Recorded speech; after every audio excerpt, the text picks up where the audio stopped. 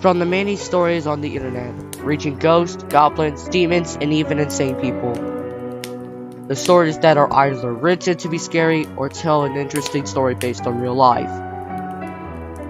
This is Edel Core 2008.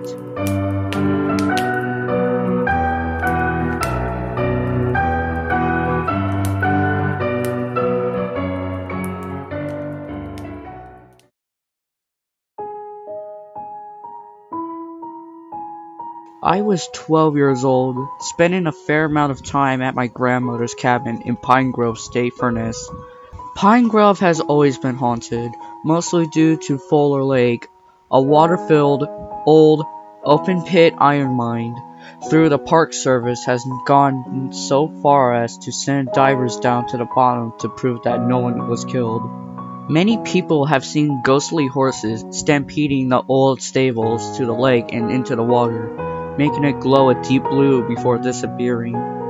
My story, as far as I'm aware, has never been duplicated or replicated. It involves an old iron horse that hasn't quite ready to be scrapped. I was walking back the old rail bed that runs to Laurel Lake, a man-made lake slightly larger than Fuller, at dusk in June. I did not fear being alone in the woods after dark. I knew the woods and the mountains as well as the back of my head. Just like my father did before me, it had just turned fully dark when I noticed something peculiar. It was silent. Dead silent. People that are from the woods would tell you that it's almost never completely silent.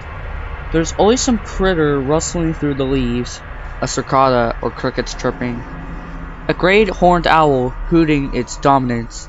The fact that there is nothing unnerved me, and it made me anxious to get back to the cozy little cabin, so I increased my pace. I was more or less speed walking along this deserted, silent trail. The only sound I heard was my sneakers crunching on the cinders. Tall pine trees are both adjacent to the trail, cast shadows down on me, making it difficult to see.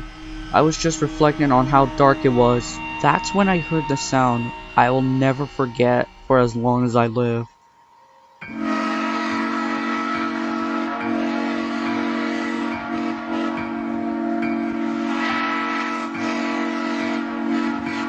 The long, loathsome wail of a steam whistle.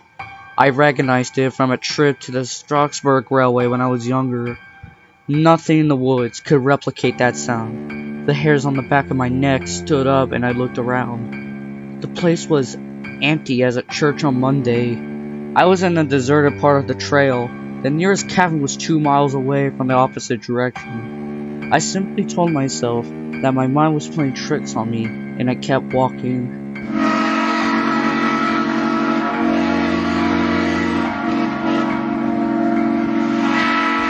I heard it again, and now it was getting closer. A faint little light appeared behind me, so faint that you can barely recognize it as a light source. I told myself that it was swamp gas, and that my mind was continuing to pull sound out of nothing to make up for the silence. I kept walking, thinking about biscuits and wild grape jam to take my mind off of things, when I noticed that the light was slowly growing brighter. I had seen swamp gas lights before. They usually only last moments and weren't terribly bright. The main thing that told me that wasn't my mind was the ground. It was vibrating. The hairs on the back of my neck stood straight as an arrow. Earthquakes weren't unheard of, but it felt and sounded like something heavy pounding the ground rather than a jarring movement of an earthquake. I was properly scared, thinking about wendigos and other supernatural monsters that lived in the forest. I stepped off the trail and crouched down into a thick pine tree, waiting for whatever it was to go by and let me go on with my business.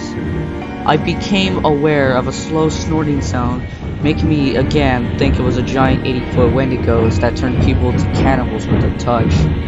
I also realized that the light was growing brighter, and the rumbling of the ground was slowing down. It came around a long sweeping curve at a crawl, slowing to a stop in front of me. It was a big 6. a 210 Baltimore and Ohio operating locomotive, number 6666. It hissed to a stop, its giant driving wheels resting on the bare cinders.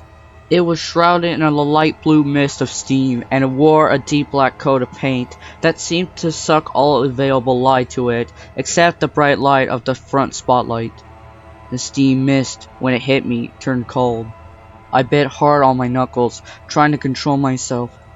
Two blue lights were in its cab, as if on cue.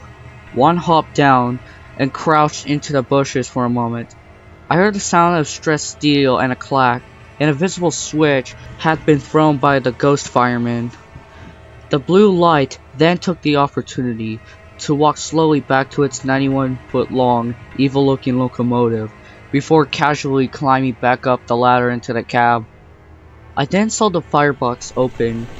I heard such a scream, the kind of scream you never want to hear again.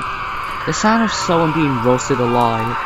Almost as quickly as it opened, the firebox shut with a clang, and then a long, soulfully sad song of a whistle chimed again. Big Six puffed a blue cloud of steam out of its short black smokestack as it rolled slowly across the invisible switch.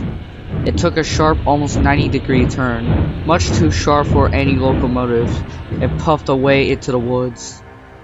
The whole encounter lasted probably no more than 4 or 5 minutes, but believe me, I have seen more than enough.